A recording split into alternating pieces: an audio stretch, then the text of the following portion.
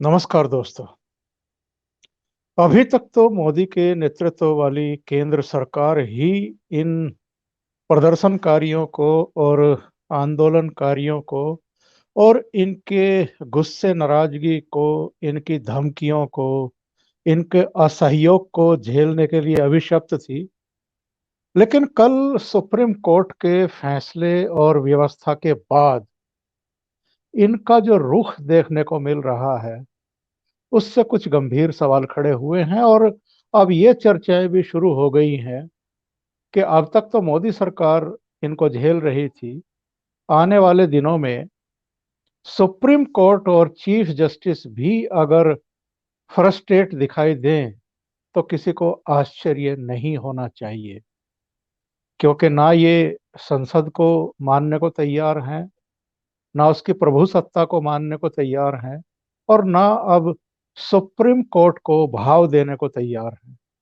Supreme court ने beyond the line जाकर के, अपनी सीमाओं से परे जाकर के कानून पर अमल पर रोक लगा दी, जिसको लेकर के गंभीर सवाल खड़े हुए हैं। और बहुत सारे लोगों ने सुप्रीम कोर्ट को क्रिटिसाइज किया है कि सुप्रीम कोर्ट को ऐसा नहीं करना चाहिए था। लेकिन शायद चीफ जस्टिस ने यह सोच करके कि इन लोगों को थोड़ा सा संतुष्टि मिलेगी और ये लोग अपने घरों को लौटेंगे, उस कानून के अमल पर रोक लगा दी। और केवल एक कानून नहीं है, वो 3 कानून है। दूसरे, सुप्रीम कोर्ट ने जो 4 सदस्यीय कमेटी बनाई है कि वो बातचीत करे और 2 महीने में अपनी रिपोर्ट सुप्रीम कोर्ट को सौंपे, सभी पक्षों की सुने, ये उसके सामने भी जाने को तैयार नहीं है। क्योंकि ये पहले से ही बिंदुवार बंदों पर, उपबंधों पर चर्चा ही नहीं करना चाहते, क्योंकि इनको पता है कि उसमें ऐसा कुछ गलत है ही नहीं कि जिसको ये गलत बता सके। तो ये जो पेचीदा मामला इस समय फंस गया है और सामने 26 जनवरी यानी गणतंत्र दिवस आ रहा है, ऐसे में सवाल उठ रहे हैं कि ये यहाँ क्यों बैठे हैं, और कब तक बैठने का इरादा है, और क्यों बैठने का इरादा है, और क्या ये किसी की भी नहीं सुनेंगे। तो चलिए, इस सब पर बातचीत करने के लिए चलते हैं भारत कृषक समाज के अध्यक्ष और जाने माने कृषि अर्थशास्त्री डॉक्टर कृष्णवीर चौधरी के पास चलते हैं। कृष्णवीर जी, आपका स्वागत है। नमस्कार सबसे पहला सवाल तो मेरा यही है, चौधरी साहब, जी। सुप्रीम कोर्ट के फैसले के बाद घरों को लौट जाना चाहिए था इन लोगों को, नहीं लौट रहे हैं। हम्म। संसद को नहीं मानेंगे, सरकार को नहीं मानेंगे, सुप्रीम कोर्ट को नहीं मानेंगे, किसी को भी नहीं मानेंगे। क्या अर्थ निकाला जाए इस सब का, और रास्ता क्या है अब? ओमकार जी, देश लोकतांत्रिक व्यवस्थाओं से चल रहा है और लोकतांत्रिक व्यवस्थाओं में संसद सर्वोच्च है। जनता के द्वारा चुने हुए जनप्रतिनिधि सांसद जो हैं, वो कानून के बनाने में क्या आवश्यकता है देश को, उसमें भाग लेते हैं और पक्ष और विपक्ष सभी के लोग उसमें चर्चा में हिस्सेदारी लेते हैं, क्योंकि लोकतंत्र में दोनों तरह के लोगों की जिम्मेदारी। और यदि कभी देश में विषम परिस्थितियां किसी कानूनी मामले पर आती तो उसके लिए सर्वोच्च न्यायालय का रास्ता कभी कभार होता है। वो बड़ा विषम परिस्थितियों के लिए है और वर्तमान हालात ऐसे नहीं थे। वो तब की परिस्थितियां हैं जब सरकार बात ना कर रही, सरकार बराबर वार्ता कर रही है, बार बार वार्ता कर रही है, 4-4 दिन के अंतर पर वार्ता कर रही है, बिंदुवार बात करने के लिए आपको आमंत्रित किया जा रहा है। आपसे कहा जा रहा है कि आप प्रत्येक बिंदु पर अपनी जो भी समस्या है उसको बताइए, सरकार उसका समाधान करेगी। लेकिन हर बैठक के अंदर जो रवैया किसानों के नाम पर अपनाया गया, वो देश के हित में तो कतई नहीं कहा जा सकता। लोकतंत्र के लिए वो उचित व्यवहार नहीं कहा जा सकता। आखिर बात क्या है कि आप कानून पर बिंदुवार चर्चा नहीं करें। यदि कोई बिल पार्लियामेंट स्टैंडिंग कमेटी को भेजा जाता है या सेलेक्ट कमेटी को भेजा जाता है, उसमें एक्सपर्ट जब बुलाए जाते हैं तो वो भी बिंदुवार चर्चा करने के लिए बुलाए जाते हैं, और स्टैंडिंग कमेटी और सेलेक्ट कमेटी में बिंदुवार चर्चा होती है और वो बड़े खुले मन से होती है। लेकिन इन्होंने आज तक कभी भी किसी बिंदु पर सरकार की कमेटी में बात नहीं, क्योंकि एजेंडा अब देश के सामने खुलता जा रहा है। जिस तरह से सुप्रीम कोर्ट ने इसमें मध्यस्थता करने का एक निर्णय लिया और उन्होंने ये देख के लिया कि 26 जनवरी आ रही है, देश में शांति व्यवस्था बनाए रखने के लिए किसी प्रकार का कोई अशांति ना हो, तो उस बात को देखते हुए उन्होंने ये कहा कि सरकार असफल क्यों है। सरकार असफल नहीं है, ये राजनीतिक विरोध किया जा रहा है सरकार। और अगर ये ईमानदारी से कानूनों का विरोध है तो इन्हीं कानूनों को जो आज कांग्रेस पार्टी और लेफ्ट फ्रंट के लोग विरोध करके और ट्वीट कर रहे हैं और बयानबाजी कर रहे हैं, कल वो सरकारें यूपीए 1 और यूपीए 2, यूपीए 1 में कांग्रेस और लेफ्ट पार्टी दोनों भागीदार थी और इन्हीं कानूनों को लाने के लिए प्रयासरत थे। वो किन परिस्थितियों में क्या वजह रही कि उसको लागू नहीं कर पाए, वो एक अलग बात है। लेकिन ये भी हकीकत है कि आपसे खुले मन से बात करने के लिए बार बार बैठक को आमंत्रित किया गया और आपका जवाब ये है कि तीनों कानून काले कानून सरकार वापस ले। मैं पूछता हूं, कल जब कांग्रेस और लेफ्ट फ्रंट मिलकर इन्हीं कानूनों पर काम कर रही थी तो ये सफेद कानून थे, ये देश के हित में थे, किसानों के हित में थे। संसद में कांग्रेस के तमाम मंत्रीगण बयान दे रहे थे। देश के प्रधानमंत्री कह रहे हैं कि उस समय के डॉक्टर मनमोहन सिंह जी, जो जाने माने अर्थशास्त्री, उन्होंने कहा कि बिचौलिए जो शोषण कर रहे हैं किसानों का, उनसे मुक्ति दिलवानी जरूरी। आज अगर इस सरकार ने उनसे बिचौलियों से मुक्ति देने के लिए एक साहसपूर्ण कदम उठाया है, जिस दबाव में आप आके नहीं उठा पाए थे, शायद आप कमजोर थी सरकार, इसका मतलब यह आप कमजोर सरकार का नेतृत्व कर रहे हैं। कौन से दबाव थे? और तो छोड़िए, भारतीय किसान यूनियन पंजाब ने 2019 में कहा कि इन आड़तियों से, बिचौलियों से मुक्ति दिलवाए सरकार। आप 2002 को मैं आपसे कहता हूं, भारतीय किसान यूनियन के राष्ट्रीय अध्यक्ष चौधरी महेंद्र सिंह टिकैत थे, मैं और डॉक्टर बलराम जाखड़ जो उस समय साथ, और हमारे साथ गए थे पूरा डेलीगेशन, और उस समय राष्ट्रपति डॉक्टर एपीजे अब्दुल कलाम जी, उनसे यही बात उन्होंने मांग पत्र रख के दिया, जिसमें 13वीं मांग उनकी थी कि किसानों से बाजार को खुला बाजार दिया जाए, ये किसानों को लूट रहे हैं। मैं घटना इसलिए याद दिला रहा हूं कि 1994 में नरसिम्हा राव प्रधानमंत्री थे, जब उनकी मुलाकात करवाई थी प्रधानमंत्री से, तब उन्होंने कहा, राव साहब बाजार खोलो, लूट लिए मार लिए। अब ये अध्यादेश आते हैं तो स्वागत किया जाता है कि 27 साल पुरानी मांग बाजार खोलने की किसान यूनियन की पूरी हो। उसके बाद क्या वजह है, ये एक बड़ा सवाल सामने मन में आता है कि आखिर परिस्थितियां यू टर्न कैसे ले। चलिए, वो एक अलग मुद्दा है, लेकिन इसी के साथ अब ये आंदोलन जब किया जाता है, क्या योजनाओं को अपनाया गया, किस तरह से अपनाया गया? शुरू किया कांग्रेस ने, करवाया, कामरेडों ने उसमें गांव गांव जाके इनको खड़ा किया, लोगों कहा, एक ही झूठ बोला, जमीन छिन जाएगी, जमीन खत्म हो जाएगी। उसका जवाब कल सुप्रीम कोर्ट में दिया सॉलिसिटर जनरल ने चीफ जस्टिस ऑफ इंडिया, कहा कि इन कानूनों में पूरी तरह से जमीन को सुरक्षित रखने का प्रावधान किया गया है और सरकार ये गारंटी देती है कि किसी किसान की जमीन पर कोई खतरा नहीं हो। जमीन पर लोन भी नहीं ले सकते, जमीन छीनने की तो बात कहां से आ। और दूसरी बात सरकार ने कही है, जो झूठ बोलते चले आ रहे थे कि एमएसपी खत्म हो जाएगी, प्रधानमंत्री कह रहे हैं एमएसपी रहेगी, सारा सरकार कह रही है एमएसपी रहेगी, कृषि मंत्री कह रहे हैं एमएसपी रहेगी, ग्रुप ऑफ मिनिस्टर्स कह रहे हैं एमएसपी रहेगी, रक्षा मंत्री कह रहे हैं एमएसपी रहेगी, गृह मंत्री कह रहे हैं एमएसपी रहेगी, और ये इनको समझ में नहीं आता। कल सरकार ने सुप्रीम कोर्ट में दोनों बातों को कहा कि सरकार एमएसपी को बराबर जारी रखेगी। सरकार ने खरीद देखिए, इस बार धान की खरीद में 27% का इजाफा 8 तारीख तक की खरीद में हो चुका है। आप ये तो देखिए कि सरकार भाव बढ़ा रही है, सरकार खरीद बढ़ा रही है, और ये झूठ बोलते हैं, धोखा देते हैं कि सरकार एमएसपी खत्म कर रही है, सरकार इस तरीके के कानून में जमीन छीन जाएगी। ये झूठ और धोखा देकर सीधे किसानों को गुमराह करके, और ये आंदोलन करने वाले आड़तियों ने, उन्हीं शोषण करने वाले दलालों ने ये सब आंदोलन यहां किया। और आज ये लाल झंडे वाले, जिनकी अपनी क्या नीति है ये देश देख रहा है, अब तक देखा है, और कांग्रेस ने भी देखा है।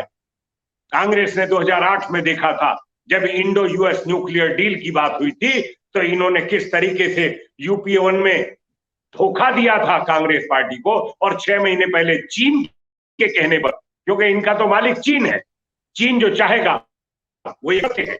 क्या 2008 का उदाहरण मैं देश के सामने गलत दे रहा हूं क्या?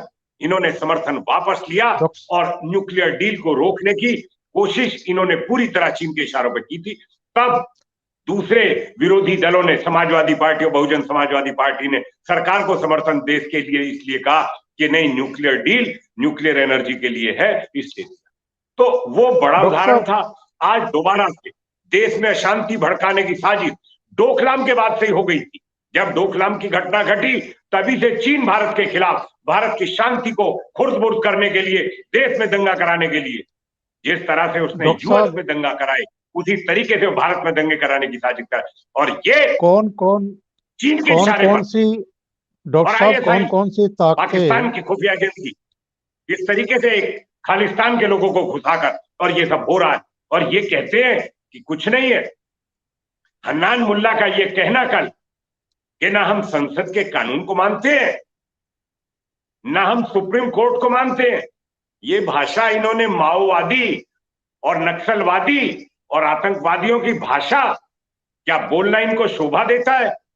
ये राजनीतिक दल के व्यक्ति हैं, ये कामरेड जो कितनी बार सांसद रहे, शोभा नहीं देता, ये देश के लिए अच्छा नहीं है। क्या ये मिस्र, लीबिया, सीरिया और यमन बनाना चाहते हैं इस देश को? इनका उद्देश्य क्या है? इसलिए सुप्रीम कोर्ट ने कानूनों पर रोक लगाई, वरना ये ठीक नहीं था, ये अच्छी बात नहीं है। लेकिन देश का हित बड़ा है, हमारा ये मानना है, और सुप्रीम कोर्ट ने अगर रोक लगाई है देश के हित में, हम स्वागत करते हैं सुप्रीम कोर्ट के निर्णय का। और दूसरी बात, उन्होंने जो कमेटी बनाई है, कमेटी सुप्रीम कोर्ट की है, कमेटी सरकार की भी नहीं है। सरकार एक पक्ष है और किसान सारे दूसरा पक्ष है, और ये कमेटी सुप्रीम कोर्ट के गाइडेंस में नहीं, सुप्रीम कोर्ट की कमेटी है। अब इस पर आवाज उंगली उठाई जा रही है। डॉक्टर साहब, मैं इसी पर ओमकार जी, एक कौन है अशोक गुलाटी?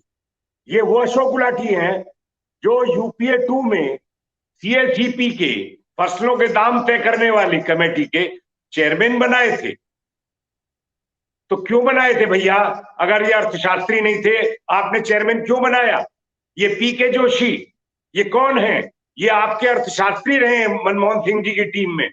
तो अगर ये लोग बराबर अर्थशास्त्री हैं, ये काम करते चले आ रहे हैं, और आज सुप्रीम कोर्ट की नजर में उन्होंने उचित समझा है, तो फिर दिक्कत क्या है? और जहां तक मान साहब का सवाल है, वो भारतीय किसान यूनियन के राष्ट्रीय अध्यक्ष हैं, भूपेंद्र सिंह मान जी, सम्मानित पुराने बुजुर्ग नेता हैं, राज्यसभा के सदस्य रहे हैं, कानूनों के प्रावधानों को समझते हैं, के नाते जीवन भर उन्होंने काम किया है और उनको अनुभव है, अच्छा और बुरा अनुभव उन्होंने देखा है। तो उनसे क्या ये उम्मीद करेगा देश का किसान कि भूपेंद्र सिंह मान देश के किसानों के खिलाफ काम करेंगे? नहीं। ये उंगली उठाना, ये खुद के मुंह पर काली पोतनी है आज देश के ऊपर। ये सुप्रीम कोर्ट पर उंगली उठाने वाले होते कौन है ये लोग? ये कानून के शासन में विश्वास नहीं है आज इनको। इस तरीके से तो लोकतंत्र जो है ये विश्वास ही खत्म हो जाएगा। ये लोकतंत्र को मानने वाली बात नहीं हुई। लोकतंत्र को माना जाता है इस देश में कानून के मामले में जब भी कोई बात आएगी, सर्वोच्च न्यायालय सुप्रीम है, सुप्रीम कोर्ट सुप्रीम है, उससे ऊपर ना कोई व्यक्ति है ना कोई इंस्टीट्यूशन है, वही सर्वोच्च है। कानून के ज्ञाता ये हैं योगेंद्र यादव, हन्नान मुल्ला और दर्शन पाल की कमेटी बनवाना चाहते थे। ये देशद्रोही हैं ये लोग जो सुप्रीम कोर्ट की तरफ उंगली उठा रहे हैं। ये लोकतंत्र के लिए खतरा है, ये देश के हित में नहीं है।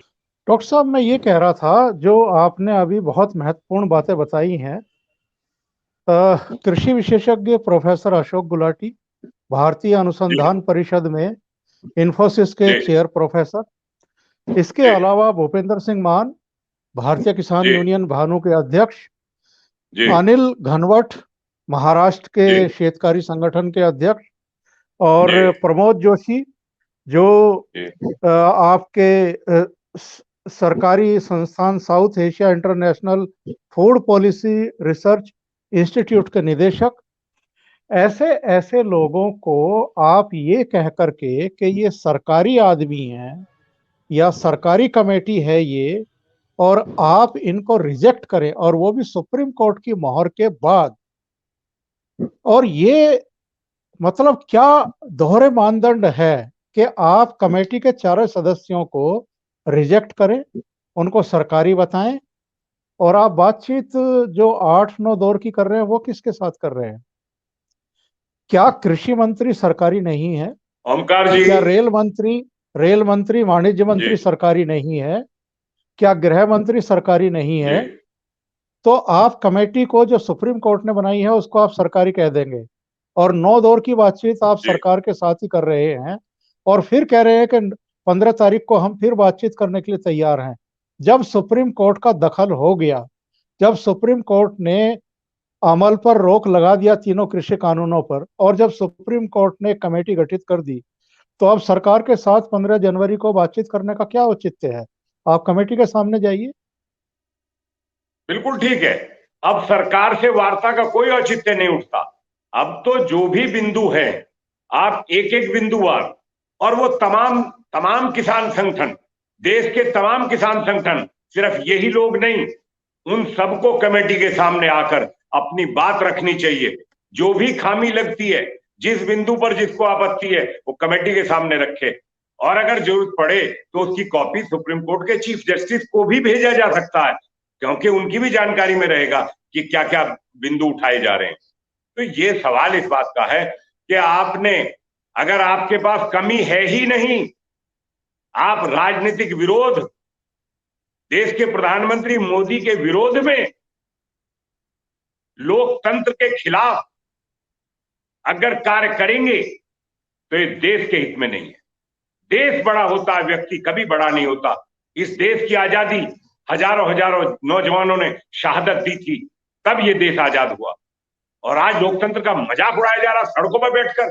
कानून सड़कों पर बनेंगे, कानून संसद में बनते हैं, और यदि कोई बात हुई तो सर्वोच्च अदालत है। और आज सर्वोच्च अदालत ने जिस तरीके से हस्तक्षेप किया है और सरकार के कानूनों पर उन्होंने सिर्फ देश के हित में रोक लगाई।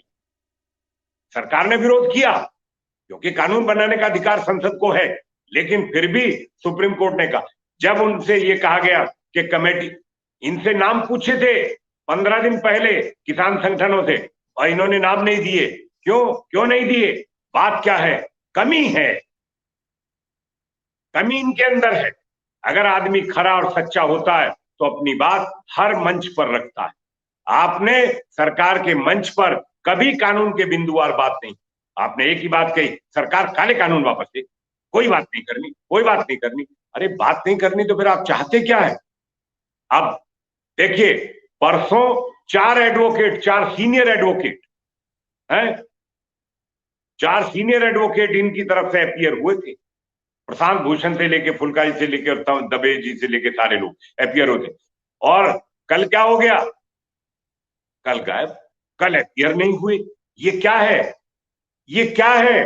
क्या दर्शाता है? ये आपकी इंटेंशन पर सीधे सीधे उंगली उठ रही है आज देश की तरफ से, कि आपकी इंटेंशन, आपकी नीयत ठीक होती तो आप कल सुप्रीम कोर्ट में अपनी बात रखें। और कल सरकार ने जिस तरह से एमएसपी का मुद्दा साफ करा और जिस तरीके से जमीन का मुद्दा साफ करा, इसके साथ साथ सरकार ने जो बात आज तक सरकार चुप बैठी रही लेके, और इंटेलिजेंस की एजेंसी की रिपोर्ट आने के बाद भी सिर्फ इसलिए कि देश के किसानों का सम्मान का मामला, देश के किसानों का कोई गलती नहीं। अगर कुछ लोग इस आंदोलन के नाम पर शांति को भंग करना चाहते, क्या हुआ है करनाल में, हुआ क्या है? 3 दिन पहले करनाल में वो हिंसा नहीं थी तो क्या था? किसने की ये हिंसा? कौन से लोग हैं? वो इन्हीं के लोग हैं, इन्हीं के संगठनों के लोग हैं, और हिंसा भड़काते हैं, पूरी तरह तोड़फोड़ करते हैं। अरे अगर मुख्यमंत्री अपने प्रदेश में अपने लोगों के बीच में बात करने जा रहे हैं, मिलने जा रहे हैं, आपको आपत्ति क्या है? आपने तो खुली गुंडागर्दी करी है वहां। वो कोई लोकतंत्र में जो अच्छा सिग्नल नहीं था जो हरियाणा के अंदर किया है। तो उसी दिन ये बात सुप्रीम कोर्ट को भी लग गई थी कि ये तो हिंसा भड़कानी शुरू कर दी, और इसलिए सुप्रीम कोर्ट ने एक सही रास्ता चुना है। और आज सुप्रीम कोर्ट के ऊपर ये लोग हैं, ये कांग्रेस पार्टी को शर्म आनी चाहिए। किस तरह की बयानबाजी सर्वोच्च न्यायालय के बारे में करते हैं। ये देश के सम्मान को अंतर्राष्ट्रीय स्तर पर ठेस पहुंचाने का काम ये राजनीतिक दलों के लोग अपनी भूख मिटाने के लिए, कुर्सी की भूख इनकी नहीं मिटी आज तक, उसके लिए ये सुप्रीम कोर्ट तक पर उंगली उठा रहे हैं। ये इस देश की जनता देख रही है, देश देख रहा है कि किस तरीके की हरकत ये लोग कर रहे हैं। सब मिलकर देश के खिलाफ साजिश हो रही है, और ये साजिश है पर्दाफाश होंगी। कल सुप्रीम कोर्ट में आ गया ना कि सामाजिक तत्व हिंसा भड़का सकते हैं। ये लोकतंत्र है, 26 जनवरी का पर्व है देश का, पूरी दुनिया देखती है, और आप उस पर्व पर शांति को तिरंगे झंडे के नाम पर, जैसे अब तक किसानों के नाम पर आपने ये सब किया है। तमाम लीडर जितने भी हैं इनके, ये सारे माओवाद और नक्सलवाद को बढ़ावा देने वाले तमाम लाल झंडे वाले लोग इसको कंट्रोल कर रहे हैं। और अब उन्होंने कह दिया ना कि ना हम संसद को मानते, ना हम अदालत को, सुप्रीम कोर्ट को मानते। तो अगर हन्नान मुल्ला ये कहते हैं प्रेस के बीच में, तो इसका मतलब क्या है? देश के लोगों को समझना होगा, इनके उद्देश्यों को समझना होगा, इनके भविष्य में ये देश में क्या करना चाहते हैं। ये देश की जनता को अब निर्णय लेना होगा। देश के किसानों से मेरा नम्र निवेदन है आपके कार्यक्रम के माध्यम से कि आप हकीकत को पहचानिए, इनकी नीति को देखिए, इनकी नीयत को देखिए। ये देश के समर्थन में नहीं, ये देश के विरोध में सब कुछ किया जा रहा है। और किसान इस देश का अन्नदाता है, धरती हमारी माँ है, ये देश हमारे लिए सब कुछ है। ये देश रहेगा तभी सब कुछ है। तो देश के किसान भाइयों को समझना चाहिए कि इनके धोखे में, इनके झांसे में, इनके झूठ में अब नहीं आना है। इनकी हकीकत को पहचान, अब तो पहचान लो कि इनकी सच्चाई क्या है। ये पैसा कहां से आ रहा है ओंकार जी? ये पैसा कहां से आ रहा है? आज मैं कह रहा हूं ये पैसा कहां से आ रहा है, ये सवाल देश के सामने है। ये अंतरराष्ट्रीय स्तर से ये सब फंडिंग हो रही है, और देश में आग लगाने के लिए, देश को जलाने के लिए, देश में तोड़फोड़ करने के लिए, देश में हिंसा भड़काने के लिए। सरकार हर बात को चुप्पी साधे हुए, और आप कह रहे हैं कि साहब सरकार की गोली चलाएगी, फना करेगी, क्योंकि आप उसी भाषा को, उन्हीं कुकर्मों को आपने इस देश में सिवाय आग लगाने के और हिंसा भड़काने के अलावा, इन लाल झंडे वाले लोगों ने, ये तो वो दीमक है जहां लग गई उसको चाट गई। अब ये पहले मजदूरों को चाट गए, अब ये किसानों के नाम पर, ये क्या शब्द कहूं मैं। ये मैं कह रहा था कि सुप्रीम कोर्ट ने जो लाइन क्रॉस करी है कल, और संसद के बनाए हुए कानूनों को बिना समीक्षा के, क्योंकि अगर संसद कोई कानून पारित कर रही है तो वो असंवैधानिक है, उसकी पहले समीक्षा करनी पड़ती है, उसकी आपको मीमांसा करनी पड़ती है कि वो गलत तरीके से तो नहीं बनाए गए हैं। और अगर कोई कानून संवैधानिक तरीके से बनाए गए हैं, उसमें कोई अड़चन नहीं है, गलती नहीं है, तो आप उस पर रोक भी नहीं लगा सकते, उसके अमल पर भी रोक नहीं लगा सकते। लेकिन वो किया, शायद इसलिए किया कि किसान संतुष्ट हो जाएंगे, अपने घरों को लौट जाएंगे। लेकिन ना वो घरों को लौट रहे हैं, ना वो कमेटी को मान रहे हैं। सवाल ये खड़ा हुआ है सुप्रीम कोर्ट पर, और आलोचना भी हो रही है सुप्रीम कोर्ट की, कि जो अराजकता दिखा रहे हैं जो संसद को नहीं मान रहे, जो सुप्रीम कोर्ट को नहीं मान रहे, जो उसकी कमेटी को नहीं मान रहे हैं, उनको सुप्रीम कोर्ट मान्यता क्यों दे रही है? नंबर दो, कोई भी बैठेगा, हजार एक लाख आदमियों को लेकर के आएगा, किसी भी कानून को रद्द करने के लिए प्रेशराइज करेगा सरकार को भी, सुप्रीम कोर्ट को भी। यह सिलसिला कहां तक जाएगा? दूसरी बात यह है कि सुप्रीम कोर्ट कहती है कि आप वहां जाइए जहां आपके लिए व्यवस्थाएं की गई हैं। ये मानते ही नहीं है। ये ऐसी जगह बैठते हैं जहां लोगों को तकलीफें हो रही हैं। सवाल सबसे बड़ा ये है कि आप किसी प्रदेश के मुख्यमंत्री के हेलीपैड को खोद देंगे, मंच को तोड़ देंगे, हिंसा करेंगे, आप खूब बोलेंगे, दूसरों को बोलने नहीं देंगे, संसद को नहीं मानेंगे, सुप्रीम कोर्ट को नहीं मानेंगे। तो सवाल ये है कि सुप्रीम कोर्ट ऐसे लोगों के खिलाफ सख्त क्यों नहीं हुआ है? क्योंकि ये सिलसिला तो फिर इतना ज्यादा फैलेगा कि इसको रोकना संभव नहीं होगा किसी के लिए भी। ओमकार जी, ये जो किसान अन्नदाता है ना इस देश में, ये ऐसा शब्द है कि हर व्यक्ति अन्नदाता के नाम से हमने नतमस्तक हो जाता है। ये किसान आंदोलन के नाम पर ये जितने सब इकट्ठा करके और ये सब कर रहे हैं, सुप्रीम कोर्ट को भी अब धीरे धीरे सब सामने आ जाएगा। अदालत को भी पता लगेगा ना कि इनकी हकीकत क्या है। जी पहले तो अदालत को ये लगा कि भाई इनकी समस्या जो है सरकार समाधान क्यों नहीं कर पाई। जी सरकार जी कहां से समाधान करे? समाधान तो तब होता है जब चर्चा में आप बैठेंगे।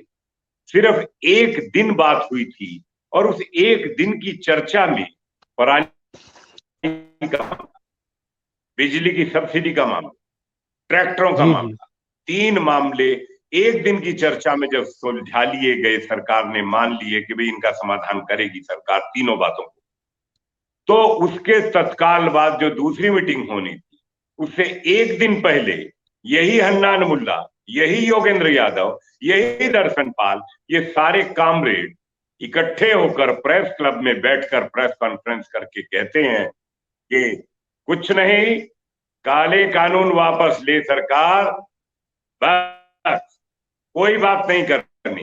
तो जब बात ही नहीं करनी तो फिर क्या करे सरकार? 6-6 घंटे, 7-7 घंटे तक बैठ के चले और ये एक बिंदु पर बात नहीं कर सके। आप इनकी नीयत को देखिए, पहले दिन से इनकी नीयत को देखिए। ऐसा आपने कभी सुना कि सरकार 3-3 मंत्री बैठक बैठक बैठक बैठक समाधान के लिए? इसलिए कि देश के किसानों का समाधान निकले। सरकार की नीयत बहुत साफ रही है इस मामले में, इसीलिए बार बार बैठकों का दौर चला। लेकिन जब आप बात ही नहीं करेंगे, आपका एजेंडा दूसरा है, आपका एजेंडा किसान के नाम पर कुछ और एजेंडा है, जो आपने अंतर्राष्ट्रीय ताकतों से सौदे किए हैं भारत के खिलाफ, वो आपका एजेंडा है। तो मुझे दुख होता है कि इस देश के किसानों के नाम पर इस तरीके के लोग सड़कों पर बैठकर कानून का मजाक उड़ा रहे हैं। ये सब पैसे का खेल है। हम तो सोचते थे कि सिर्फ पंजाब के आड़तियों से शुरू हुआ था, कांग्रेस ने कराया था, लाल झंडे वाले बैठ गए हैं, 200 रुपए एकड़ चंदा इकट्ठा कर रहे हैं। लेकिन नहीं, अब तो इंटरनेशनल खेल है। ये अंतरराष्ट्रीय ताकतें भारत की शांति को खराब करने के लिए, भारत की स्थिरता को खत्म करने के लिए ये उनके लोग हैं। अब सुप्रीम कोर्ट भी देख लेगा और देश भी देख रहा है। 2 दिन से सारा तमाशा और कल से तो पूरी चीजें देश के सामने है। डॉक्टर साहब, इनकी भाषा को आप देखिए, किसी भी लोकतांत्रिक देश में ये अमर्यादित शब्दों का प्रयोग जिस तरीके से कर रहे हैं, और कई लोग शिकार बना लिए हैं इन्होंने अपने प्रवक्ता बनाकर, मैं नाम नहीं लेना चाहता, ऐसे भी हैं जिनको इन्होंने अपने आगे कर दिया कि तुम बोलो और हम पीछे हैं। ये भी अब पता लग जाना चाहिए कि ये समझदारी नहीं। सबको समझदारी डॉक्टर से साहब काम लेना अचानक चाहिए। ये देश सबका है, डॉक्टर साहब ये देश अचानक ओंकार जी सबका है। अचानक ये देखने को मिल रहा है कि कैप्टन अमरिंदर सिंह एकदम खामोश हो गए हैं। ऐसा सूचना मिल रही है कि कांग्रेस नेतृत्व के तौर तरीकों से, रुख से और जो कुछ चल रहा है दिल्ली में, उससे कैप्टन अमरिंदर सिंह नाखुश हैं। कल मैं राकेश टिकैत का एक बयान सुन रहा था। वो कह रहे हैं कि हम तिरंगा लगाएंगे और गणतंत्र दिवस की परेड में शामिल होंगे। उससे एक दिन पहले किसानों के वकील दुष्यंत दवे ने सुप्रीम कोर्ट को यह आश्वासन दिया था कि ऐसा नहीं होगा, वो गणतंत्र दिवस जी परेड को नुकसान नहीं पहुंचाएंगे। अगले दिन जी ना दुष्यंत दवे सुप्रीम कोर्ट में थे, ना प्रशांत भूषण थे, ना दूसरे थे। इसका मतलब ये है किसानों ने उनको हटा लिया कि आप ऐसी जबान क्यों बोल रहे हो, ऐसा वचन क्यों दे रहे हो कि हम परेड को डिस्टर्ब नहीं करेंगे। राकेश टिकैत ने एक और बात कही। उन्होंने कहा कि गोली चलने दीजिए। इसका मतलब क्या है? क्या ये लोग गोली चलवाने के लिए ही यहाँ बैठे हैं? मोदी सरकार को बदनाम करने के लिए ही बैठे हैं? भारत को पूरी दुनिया में बदनाम कराने के लिए ही ये मंसूबा लेकर के आए हैं? क्या है इनके दिमाग में? जो लोग ये एजेंडा किसानों के नाम पर चलाने के लिए बैठे हैं आंदोलन को, उनका इतिहास तो रहा आग लगाने का, तोड़फोड़ करने का, हिंसा भड़काने का।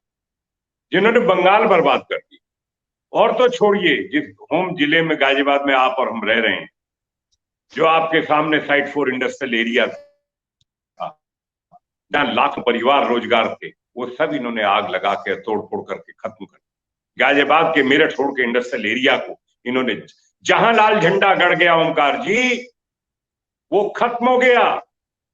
वहां बंद हो गए उद्योग, वो इंडस्ट्री बंद हो गई, वो मजदूर बेरोजगार हो गए, उनके घर वाले रोटी के लिए तरसते रह गए। ये इनका पुराना काम है, कोई नया काम नहीं कर रहे। क्या ये पता नहीं है सबको कि इन्होंने पंजाब को जिस तरीके से मुख्यमंत्री समझ रहे हैं, क्योंकि कैप्टन अमरिंदर सिंह समझ रहे हैं कि इस आंदोलन को हवा देने का काम जो कांग्रेस पार्टी के केंद्र के लोग कर रहे हैं, वो पंजाब के हित में नहीं है। उससे भारी पंजाब को दिक्कत होगी, क्योंकि पंजाब पहले आतंकवाद को झेल चुका है और पंजाब बहुत कठिन परिस्थितियों में बहुत बड़ी कुर्बानी देकर पंजाब में शांति कायम हुई थी।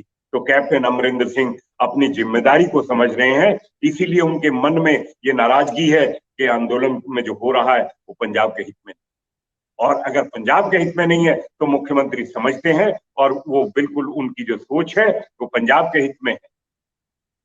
एक मुखिया के नाते उनका दायित्व है और उस दायित्व को समझ रहे हैं। यहां बैठ के ट्वीट करते हैं, ट्वीट किया और इटली चले गए, इटली से ट्वीट किया किसान नहीं उठेंगे। भैया आपने बिठाए होंगे ना, आपने ठेका ले रखा है ना बिठाने का, तभी तो आप कह रहे हैं किसान नहीं उठेंगे। क्योंकि आपको पता होगा आपने क्या क्या एग्रीमेंट कर रखे हैं। आप तो चाइना की पार्टी के साथ भी आप तो एग्रीमेंट कर बैठे हुए हैं। एक बार कहीं नहीं सुना कि कांग्रेस पार्टी का महासचिव और चीन की पार्टी का महासचिव एमओयू साइन करेगा। सरकारों में एमओयू साइन होते देखे थे, तो ये वहां साइन कर चुके, हो सकता है यहाँ भी कोई साइन कर लिया हो लेफ्ट फ्रंट के साथ और किसानों के संगठनों के साथ कि भाई तुम्हें ऐसे करना, ये करना, तभी हम इस देश में चुनाव जीतेंगे, तभी हम सरकार में आएंगे, तभी हम सत्ता में रहेंगे। ये देश बड़ा है ओंकार जी, व्यक्ति बड़े नहीं होते, सरकार बड़ी नहीं होती। सरकारें तो आती जाती रहती हैं, व्यक्ति आता है चला जाता है, लेकिन कोई ऐसा कार्य व्यक्ति को नहीं करना चाहिए जो अपने देश के खिलाफ हो। आने वाली पीढ़ियां माफ नहीं करती हैं। सम्मान के साथ उन लोगों को नाम नहीं लिया जाता। यदि गलत करेंगे तो लोग उस ऐसी दृष्टि से नाम सुनना पसंद भी नहीं करते हैं। इसलिए हमारा सिर्फ यही मानना है कि देश में शांति कायम रहे, और सुप्रीम कोर्ट पूरी आपने रोक लगाई है, आपने शांति के लिए लगाई है, आपने कमेटी बनाई है, शांति के लिए कमेटी बनाई है।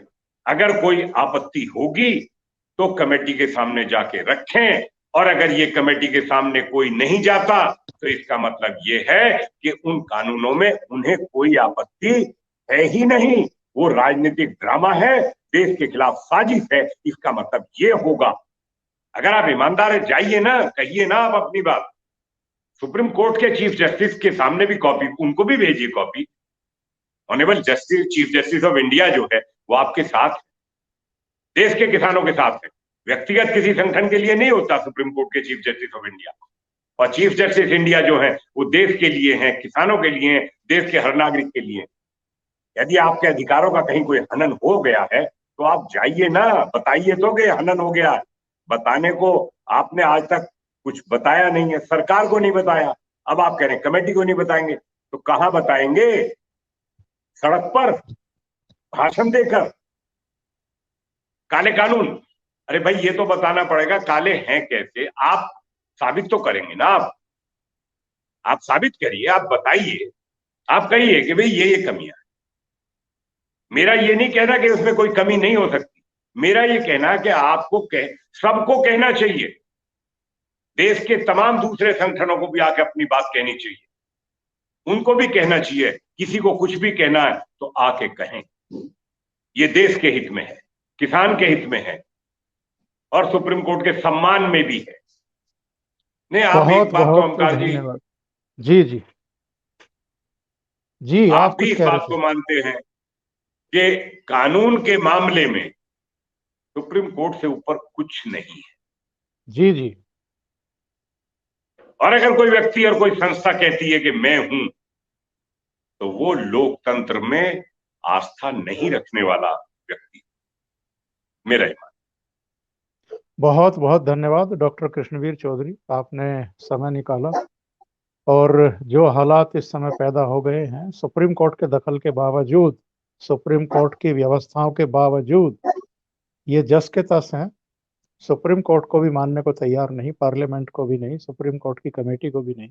इससे इनकी नीयत पता चलती है, इनसे इनके इरादे पता चलते हैं कि एक्चुअल में ये कितने खतरनाक इरादे लेकर के यहाँ बैठे हुए हैं और किन के इशारों पर ये सब कर्मकांड चल रहा है।